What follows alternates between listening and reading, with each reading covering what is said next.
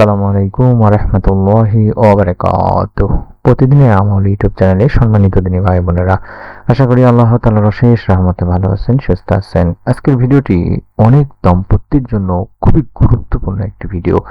অনেক স্বামী স্ত্রী আছেন যারা দীর্ঘদিন ধরে আল্লাহ তাআলার কাছে একটি নেক সন্তানের জন্য দোয়া করছেন, কিন্তু এখনো সেই সুখবর পাননি, নেক সন্তান লাভের সুখবর পাননি। প্রথমে একটি গুরুত্বপূর্ণ কথা মনে রাখবেন, সন্তান দেওয়া বা না দেওয়া সম্পূর্ণ আল্লাহর ইচ্ছা। তিনি ভাই বোনেরা, কোরআনুল কারিমে আল্লাহ তাআলা নিজেই বলেছেন যে তিনি যাকে ইচ্ছা কন্যা সন্তান দান করেন, তিনি যাকে ইচ্ছা পুত্র সন্তান দান করেন, আর যাকে ইচ্ছা তিনি উভয় সন্তান দেন। এ কারণে হতাশ হওয়া যাবে না। আজকের ভিডিওটিতে তাই আমরা জানবো সন্তান লাভের জন্য কোরআনের একটি দোয়া, নবীদের দোয়ার ঘটনা, ঈদের পর কিছু গুরুত্বপূর্ণ আমল এবং দোয়া কবুল হওয়ার কিছু নিয়ম। তাই ভিডিওটি শেষ পর্যন্ত মনোযোগ দিয়ে দেখবেন।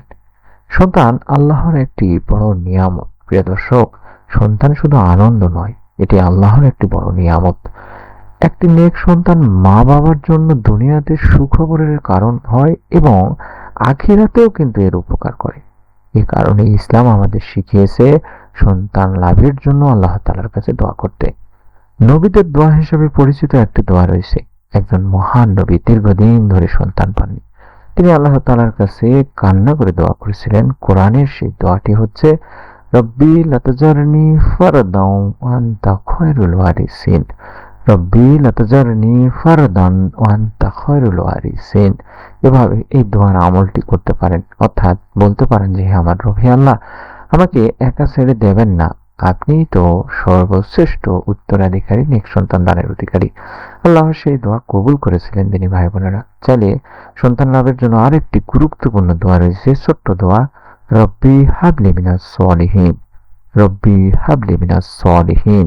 হে আমার রব, আমাকে নেক সন্তান দান করুন। এই দোয়াগুলো পড়বেন। বিশেষ করে ঈদের পর আপনারা আমলটি করার চেষ্টা করবেন। স্বামী স্ত্রী ভালো সম্পর্ক এবং পারস্পরিক ভালোবাসা একটি সুখী পরিবারের ভিত্তি।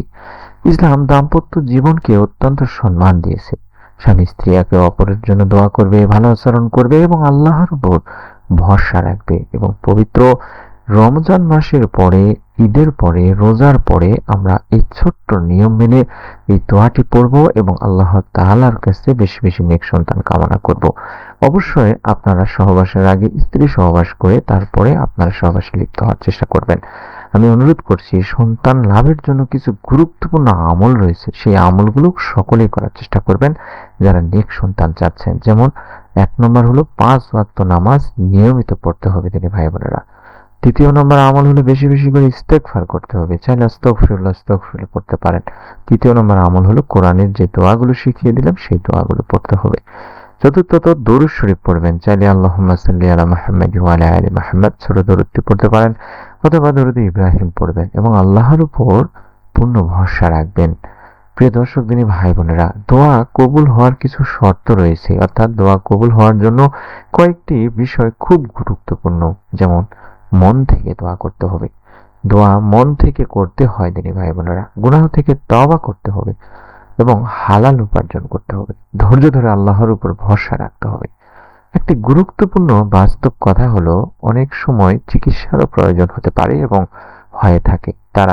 যারা দীর্ঘদিন ধরে সন্তান পাচ্ছেন না, তারা অবশ্যই চিকিৎসকের পরামর্শ নিতে পারেন।